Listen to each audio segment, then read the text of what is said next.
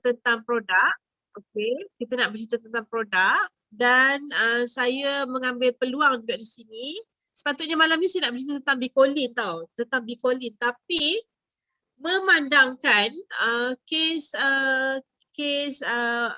COVID ni semakin meningkat sehingga 20 hari ni 22 27,000 macam tu lah.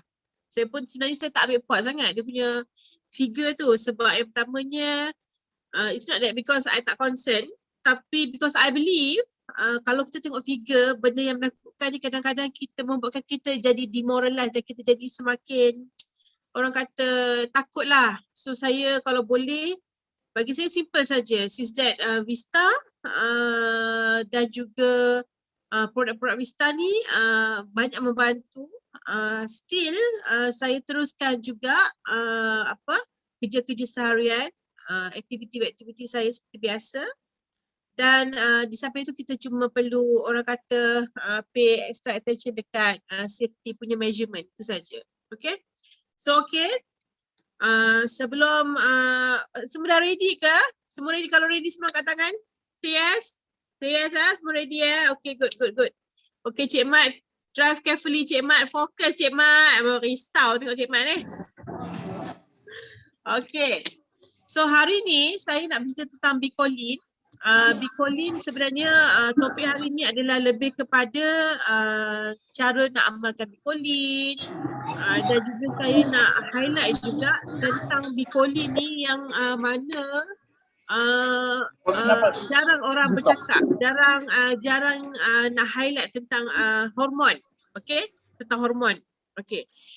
So, okay, tentang Bicolin. Okay, Bicolin ni topik yang lepas saya cerita tentang macam mana cara nak amalkan, maksudnya berapa sachet sehari, kandungan inulin yang berada di dalam, yang terdapat di dalam satu sachet Bicolin. Dan saya ceritakan juga tentang macam mana nak kira, macam mana kita nak kira cukup atau tak cukup bahan yang ada dalam Bicolin untuk tubuh badan kita, berapa pengambilan sachet yang perlu dan sebagainya. Seterusnya saya juga tekankan macam mana cara nak ambil Bicolin, nak mengamalkan Bicolin iaitu pada waktu pagi semasa perut kosong. Kemudian kena amalkan juga make sure jaga pemakanan, minum air yang mencukupi dan maksudnya sebelum kita ambil produk lain kita perlu amalkan dahulu Bicolin. Okay. So hari ni saya nak bercerita tentang sedikit tentang usus ataupun perut kita. Okay. Kalau kita tengok Bicolin ni, konsep dia adalah lebih menekankan tentang menjaga kesihatan usus, menjaga kesihatan perut dan juga melengkapkan nutrisi dalam tubuh badan. Okay. Itu yang kita sentuh yang last week. Dan cumanya saya nak detailkan sikit tentang usus ya. Okay. Kalau kita tengok, saya dapat few WhatsApp Q&A especially bertanya tentang bila kita makan ataupun kita amalkan produk, selalunya kita nak kena jarakkan macam mana, berapa lama proses usus kita nak memproses makanan dan sebagainya. Okey. Jadi, kalau kita tengok dalam tubuh badan kita, pencernaan ataupun penghadaman ni dia berlaku dalam tempoh masa 40 antara 20 ke 120 minit. Okey, dia mengikut pada pemakanan. Okey, contoh dia macam ni, kalau katalah kita makan nasi putih ataupun pasta, benda yang ada gluten maksud ada kandungan syugar, ada karbohidrat, proses dalam usus kita untuk mencerna dalam masa 30 ke 60 minit. Maksudnya pencernaan tu berlaku dalam 30 ke 60 minit. Okay? Tapi kalau macam cairan ataupun jus, dia berlaku dalam 20 ke 30 minit macam tu. Okay? Jadi kalau kata kita makan Bicolin, selepas kita amalkan Bicolin, berapa lama kita nak kena tunggu supaya kita boleh breakfast? Itu dia. Jadi kalau kita tengok, kalau kita minum jus ataupun minum susu ataupun any shake protein ataupun kita amalkan Bicolin, sebaik-baiknya kita bagi ruang pada usus kita, pada perut kita untuk dia digestkan dahulu. Di mana proses ni akan bermula daripada esophagus, ke usus besar dan usus kecil dan akhirnya ke rektum, dia akan keluarkan dalam bentuk cairan dan sebagainya. Okey, proses tu berlaku dalam dalam masa 20 ke 40 minit. Itu bagi usus yang biasalah, tak ada masalah lah. Okey, tapi kalau usus yang sihat, di dalam setengah jam pun dah cukup. Maksudnya dalam setengah jam selepas kita amalkan Bicolin, kita dah boleh start breakfast. Okey? Okey. Jadi kenapa benda ni penting? Kenapa kita perlu bagi masa untuk usus kita ni dia proseskan dahulu makanan. Macam saya cakap sebelum ni, bila kita makan ataupun kita minum Bicolin, okey, bila kita minum Bicolin, kita akan lihat bahawa bahan-bahan dalam Bicolin ni akan mula diproses daripada esophagus. Dia akan mula dengan enzim ludah kita. Okey, dia akan mula bercampur dengan bahan makanan kita ataupun Bicolin tu, dan dia akan mula mencernakan beberapa bahan dalam tu. Kemudian dia akan masuk ke dalam perut, daripada esophagus kita masuk ke dalam perut kita.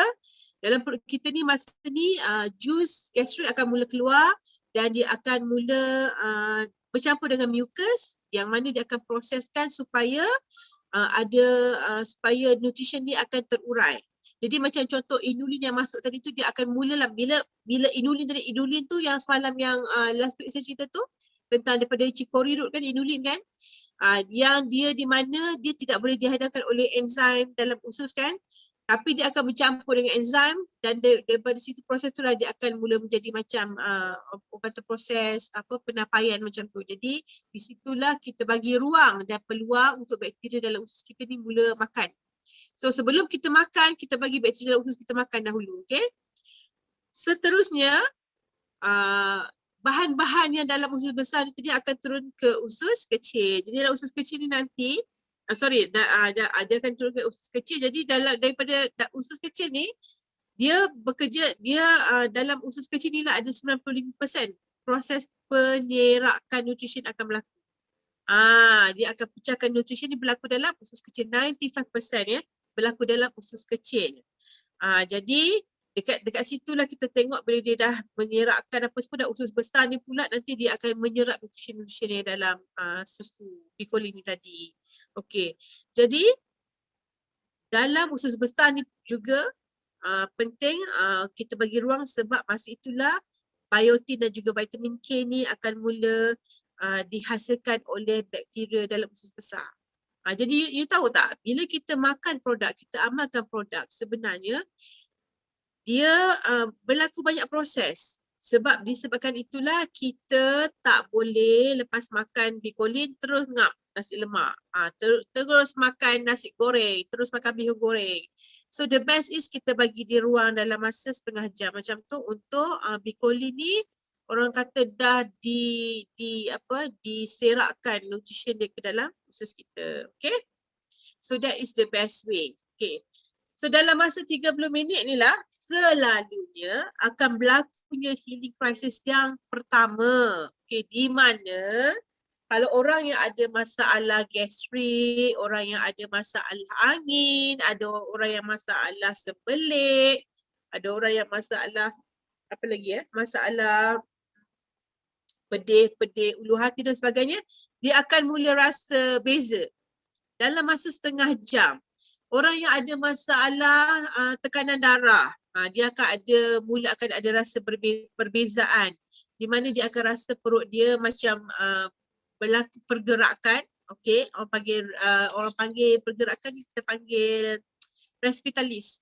Okey, dia akan peristalsis, akan berlaku peristalsis, pergerakan usus, di mana masa itulah yang baru mengamalkan ni, dia akan rasa berpeluh, suhu badan dia naik, dia akan setengah orang dia rasa suhu badan naik, setengah orang akan rasa suhu badan sejuk, dia akan rasa senak perut sikit, ada setengah tu dalam masa setengah jam tu juga dia boleh rasa macam keluar angin atas dan bawah dan sebagainya. Jadi kalau kita tengok proses dia agak cepat sebab dalam Bicolin ni kita compactkan, iaitu kita beri makanan kepada probiotik dahulu ataupun bakteria dalam usus. Jadi bila bakteria dalam usus dapat makan, dia terus akan bekerja. Okey? So disebabkan itulah kita minta jarakkan bikolin dengan produk-produk lain dan juga pemakanan juga perlu dijarakkan. Okay, faham ya? Okay, next. Ada yang tanya saya, Puan Aida, boleh ke saya nak campur bikolin dengan produk-produk lain? Contohlah, ada kata nak minum dengan Biman, ada kata nak campur dengan teh, dengan kopi dan sebagainya. Boleh, boleh. Tetapi dengan syarat selalunya pada mereka yang tak pernah cuba ataupun tak pernah amalkan, kita hanya galakkan dahulu dia ambil sahaja dahulu bikolin secara original. Jangan dicampur-campurkan dulu ya. Tak boleh. Kalau boleh bagi 5 hari tu bagilah dia original gitu. Bagi dia kena original dulu. Lepas tu barulah dia boleh nak mix dengan apa-apa makanan, nak campur dengan roll oats ke, kuih ke, oats ke, tak ada masalah. Tapi the first thing is 5 hari pertama ataupun 7 hari pertama tu make sure dia amalkan dahulu susu bikolin sahaja. Okay? Gap setengah jam untuk sebelum mengambil sebarang makanan dan juga breakfast anda. Okay? So, itu cara yang terbaiklah untuk amalkan bikolin. So, saya rasa semua yang join saya last 2 weeks punya kelas, semua dah faham sifat inulin macam mana, sifat yang bahan-bahan lain pun macam mana, kebanyakan dah faham ya. Cumanya, ada yang ada soalan ke? Okey, cumanya satu je, saya nak cerita ni tentang lebih kurang tentang hormon. Kadang-kadang saya cakap boleh menstabilkan hormon, bagus untuk hormon. Sebenarnya orang tak faham pun hormon tu apa. Betul tak? Betul tak ada yang tak faham tentang hormon? Kadang-kadang doktor cakap hormon you tak balance. Tapi you tak tahu hormon tu apa sebenarnya. Ada yang tanya saya, hormon tu apa? Kenapa hormon sangat penting? Hormon tu apa? Hormon ni, saya cerita tentang hormon ya. Hormon ni dia merupakan hormon ni diuruskan oleh kelenjar endokrin kita. Kelenjar endokrin, okey? Hormon ni dia ada macam-macam jenis hormon lah. Hormon ni kalau yang saya boleh cerita ni tentang hormon. Hormon ni yang hormon ni dia sangat penting sebab dalam tubuh badan kita dia memang memerlukan hormon. Hormon ni macam zat lah. Dia sejenis zat juga. Dia bukan kata hormon ni dia sejenis zat yang bergerak dalam aliran darah ke jaringan organ. Dia sejenis zat. Macam you tengok macam vitamin A apa semua tu, hormon ni pun sejenis yang macam tu juga. Tapi dia ada di dalam tubuh badan kita, okey, yang mana berada dalam sistem endokrin kita. Macam tu cerita dia. Okey. Jadi dia sangat penting sebenarnya hormon ni. Dalam kolesterol ada hormon . Dalam kolesterol terdapat hormon. Okey. Sebenarnya kalau kita dengar sebelum ni orang suntik hormon, betul tak? Kalau yang kes-kes tu lah, kes perempuan ni, contoh wanita ni dia tak boleh menghasilkan hormon wanita yang lebih. Dia ada kes tau, macam saya cerita lah ni. Ni cerita saya sembang doktor . Ada doktor beritahu kat saya, wanita yang kurang hormon wanita, kurang hormon wanita, selalunya dia akan ada masalah, umpamanya dia kurang subur ataupun dia ada sedikit kumis-kumis di bibirnya, terlebih penghasilan bulu roma di badan. Ini masalah wanita yang kurang hormon. Okey, untuk lelaki pula, kalau dia kurang hormon lelaki, dia lebih hormon perempuan, dia mudah nak jadi dia pun ada payudara. Dia bukan ada payudara tapi dia punya dada ni dia meninggi gitu. Kalau orang lelaki nak pergi buat body kan, dia pergi cucuk hormon, betul tak? Setengah tu dia memerlukan hormon lebih untuk build up the body massa dan sebagainya. So actually hormon ni sangat-sangat penting. Dia kena balance dalam tubuh badan. Bila hormon tak balance, dia akan menimbulkan pelbagai jenis penyakit. So dalam susu kolesterol, dalam bikolin, kolesterol tu juga ada hormon. Faham tak? Kolesterol kita ada, dalam kolesterol memang mengandungi hormon. Hormon ni untuk apa? Untuk balance up all your body system. Untuk menseimbangkan sistem dalam tubuh badan. So, apa fungsi hormon? Fungsi hormon ni satu, dia mencernakan makanan, dia penting untuk penyerapan gizi dalam tubuh badan, dia